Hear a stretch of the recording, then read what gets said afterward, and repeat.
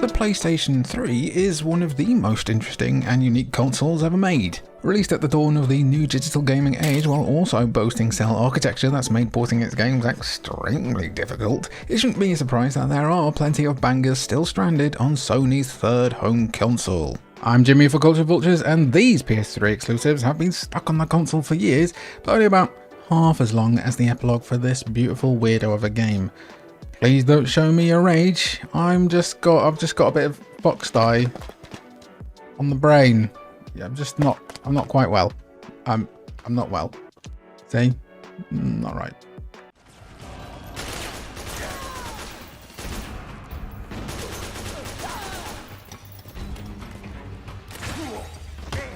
Despite Hideo Kojima's insistence on maybe having a nice little sleep for once, fan demand kept him coming back to Metal Gear for more. That demand spurred Kojima on to make Metal Gear Solid 4 Guns of the Patriots, with the end result being an emotional masterpiece and the finale of Solid Snake's story. With his impending mortality hanging over him, Snake embarks on one last mission: to kill Liquid,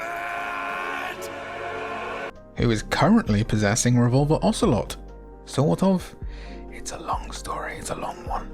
Though MGS4 retains this series' iconic stealth gameplay, it introduced a few new twists of its own, such as a psych meter that measures Snake's psychological state and influences things like aiming accuracy. As a pretty massive MGS fan, MGS4's gameplay is brilliant. I just wish there was a bit more of it. MGS4 remains the last main entry still stuck to just one platform. Though it's still a visual stunner today, its performance leaves a lot to be desired, with a frame rate that lurches all over the gaff. It might be a bit difficult for some to go back to it if you've come to expect 60 FPS as standard, as it does go down as low as 20 FPS sometimes. However, some earlier parts of the series were recently bundled for modern platforms as the Metal Gear Solid Master Collection Volume 1. A second volume has since been confirmed by Konami, and although its games have yet to be revealed, it's a safe guess that Metal Gear Solid 4 will be included, finally cut free from the strings of its PS3 prison.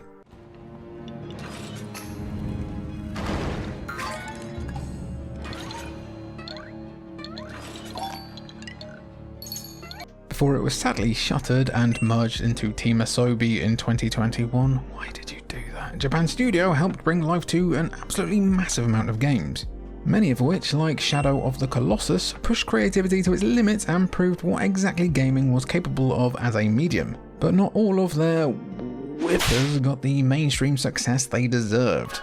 In 2013's Puppeteer, the malevolent Moon Bear King kidnaps children from Earth, placing their souls into puppets. Protagonist Kutaro is particularly unfortunate as his new puppet head is decapitated by the Moon Bear King, setting the stage for Puppeteer's unique hook. Throughout the game, Kutaro uses a variety of different heads to replace his own, and each when equipped has different abilities. All heads, however, also double as a health system for Kutaro. He'll drop his head when hit, forcing the player to either go pick it up before it disappears or switch to another head in their arsenal. Losing all three heads means losing a life and being booted to the last checkpoint. Puppeteer is a gorgeously animated tongue-in-cheek game that still holds up pretty damn well, it must be said, but it still deserves some kind of re-release seeing as it's still trapped on the PS3. Though Astrobot went a long way towards shaking things up in 2024, a remaster of Puppeteer could help Sony go in a more platformer-friendly direction that Astrobot hopefully reignited. It's better than being infamous for cancelling silly projects that nobody wants.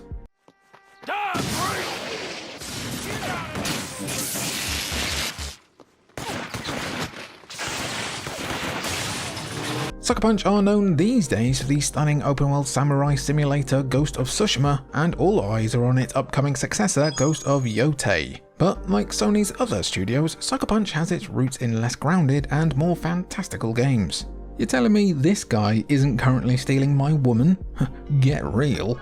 Nearly 4 years after their work on Sly 3 Honor Among Thieves, Sucker Punch would pivot to the open-world genre with Infamous. Set in the fictional Empire City, Infamous stars Cole McGrath, an everyday bike courier who is caught in an explosion that destroys a big chunk of the city and leaves Cole himself with new electricity-based superpowers.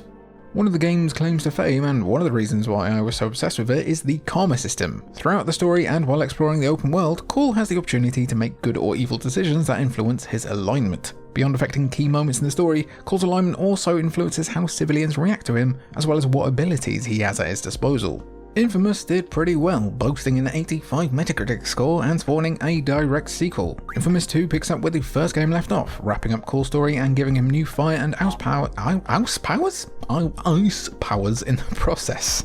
There was also a kinda odd but pretty cool vampire expansion called Festival of Blood that nobody remembers. We've got a few more Infamous bits and bobs in our PS3 facts video if you want to learn more. Though the series saw 2 more entries with Infamous Second Son and First Light on PS4, the IP has unfortunately been pretty much dead in the years since.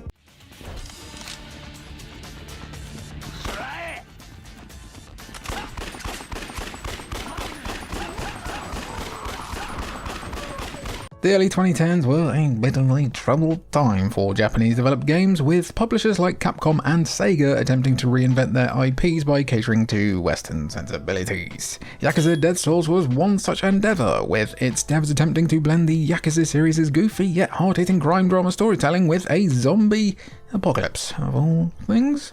This non-canon side story sees Kamurocho caught up in a zombie outbreak, with Kazuma, Kiryu and all the gang left to fend for themselves while getting to the bottom of what caused the outbreak to begin with. Dead Souls swaps out the franchise's trademark beat-em-up combat for third-person gunplay that is, by all accounts, rather clunky, and honestly, a bit crap. Fortunately, unlike other series' attempts to reinvent themselves as overly dark and edgy, Dead Souls still retains the humour and quirkiness that defines the Yakuza franchise. The fact remains though that while Yakuza 3, 4 and 5 have received remasters to make all of the mainline games available on modern platforms, Dead Souls is still stuck on PlayStation 3, with Sega likely being none too interested in reviving what some consider a blemish on an otherwise stellar crime drama franchise. But I don't know man, I love my 6 and 7 out of 10 games a lot, and sometimes even 3 out of 10s.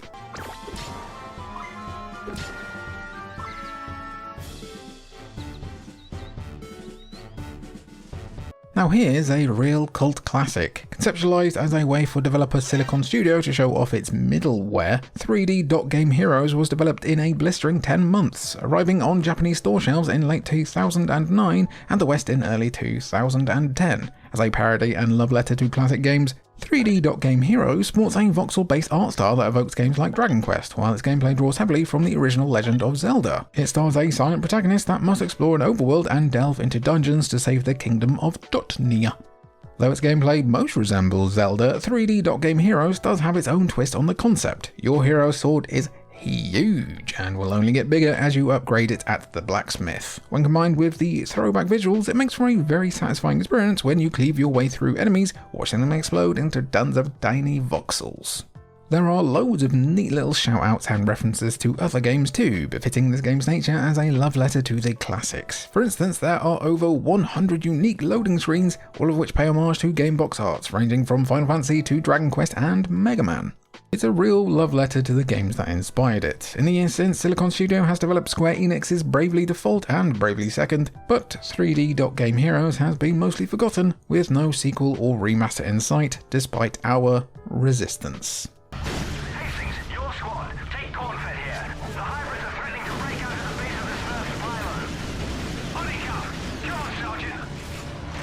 Insomniac have had an incredible run developing games, having made a name for themselves with Spyro and Ratchet & Clank. They also did Fuse. Though they're now mainly known for their take on Spider-Man, one Insomniac series that's been forgotten is Resistance.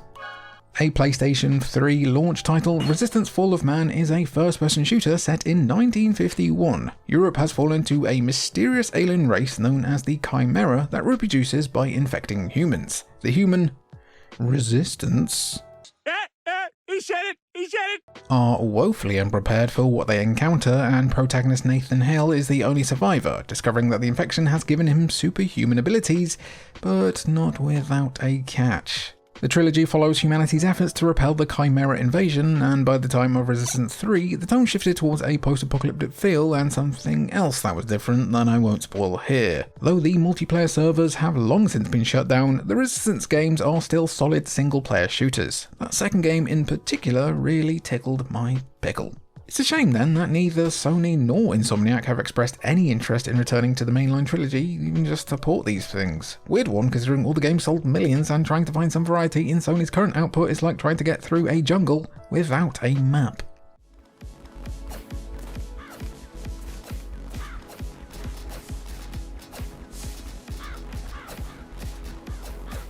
Most survival games these days have you playing as a human who needs to drink water apparently every 5 minutes, or an employed person hopelessly trying to compete with jobless deviants in multiplayer games like Rust and Ark.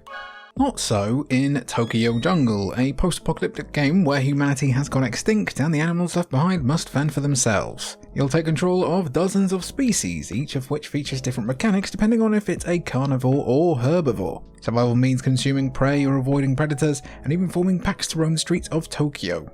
Further setting Tokyo Jungle apart from other survival games is a breeding and generational mechanic. Your animal won't live forever after all, and so finding mates and producing offspring forms a critical part of keeping your pack alive. Offspring even inherit a stat boost from their parents, helpful for when you want to begin the next generation of pretty fly white Pomeranians. Developer Crispy's faced a notable amount of resistance in getting the game greenlit and released, with Sony Computer Entertainment America believing it was too quirky for Western players. They only relented after the game's success in Japan, and even then, the Western release was initially digitally only, with a physical release only coming about a year later in a PSN compilation disc. And, well, can you believe what happened to the price of that compilation? Yes, you can. Me as well. Tokyo Jungle remained one of the PS3's most unique, creative, and most vitally for us here at Cultured Vultures, plain weird games. And you can't spell weird without... I will protect Lady Five with my life! Look at her! Like nothing but flies to that woman!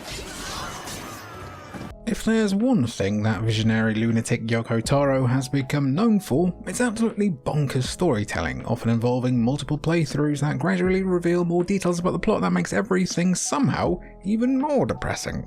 Drakengard 3 in particular is a special brand of insanity, starring an anti-hero named Zero, who seeks to kill her sisters to protect the world. It only gets weirder as you progress and bear witness to surreal black comedy, which contrasts with the bleak story. So yes, it is a Yoko Taro game. Drakengard 3 is primarily an action RPG with some rail shooter segments. Yep, that's pretty Yoko Taro, baby. But unfortunately suffers from technical issues like a poor frame rate, even if the combat is regarded as an improvement over Drakengard 1 and 2. And I do love me some Drakengard, but that is not hard to do. Given the success of Nier Automata and Nier Replicant's remaster, the Drakengard trilogy deserves the same treatment. Its gameplay is its clunkiest aspect, and if reworked and polished, it could give these games, especially Drakengard 3, a new lease of life as a way to hold over audiences until Yoko Taro's next wild ride is finally revealed and released. What makes this being stuck on PS3 that little bit funnier, probably just for me, is that this is one of a handful of PS3 games that got those updated PS4 style cases. Why did they do that? You kill me sometimes, Sony. You Killzone 2 and 3 me.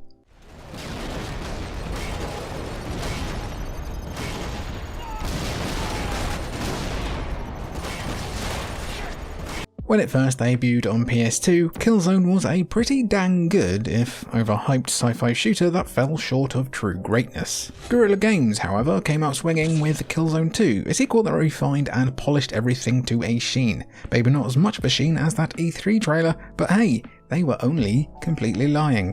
Killzone 2 picks up after the events of the first game. 2 years after the invasion of Vector, the Vectans invade Helghan in return, hoping to arrest the Helghast Emperor. While Killzone 2's narrative isn't exactly high art, it excels in gameplay, bringing a fast-paced and action-packed campaign, as well as a robust multiplayer mode. Killzone 2 uniquely bundles modes up into a single match, having players transition from mode to mode on the fly, and it was absolutely, it whipped back in the day, it whipped. The success of Killzone 2 led to a third mainline entry being released in 2011.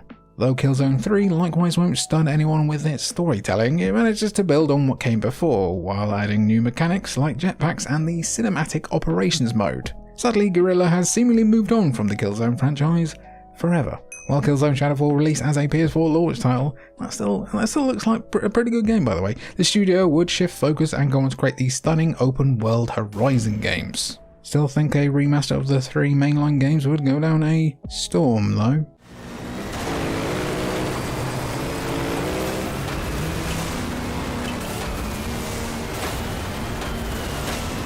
While Gran Turismo occupies Sony's big budget racing sim space, Motorstorm, released in 2007, takes things off-road, featuring terrain and impressive physics to create a real spectacle. Motorstorm also boasts a variety of vehicles, ranging from bikes and ATVs to heavy-duty big rigs, but not those ones. Motorstorm even has a boost mechanic not too dissimilar to F-Zero, kind of, where boosting too much can really mess up your race, so you have to balance risk and reward. Motorstorm Pacific Rift, released the following year, left behind the desert setting of Monument Valley for a tropical backdrop, along with new mechanics like fire and water physics, which affect your vehicle's boost temperature, the ability to ram opponents, and a new vehicle class in the form of monster trucks. Pacific Rift addresses the first game's lack of content and modes, with more tracks and the addition of 4-player split screen.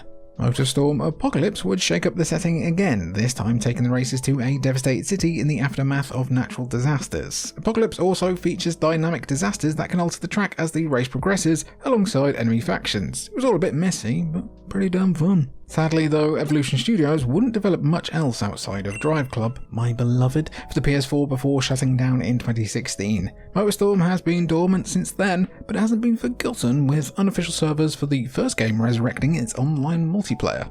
Considering their live service push, I'm pretty surprised that Sony hasn't even really looked at Motorstorm, so yeah, there's something else for you to resurrect, guys. Outro, gang! We did it again! This commenter says, "Your accent is really off-putting." Well, I'm surprised for you, actually. This entire time, I've been Australian. Bet you feel pretty fucking silly now, don't you? Anyway, I've got to go before this accent falls. It's going already. I've been Jimmy for Cultured Vultures. It's been good to have you. And thanks for watching, pal. I'm going to do my Tim Cahill. Where is it?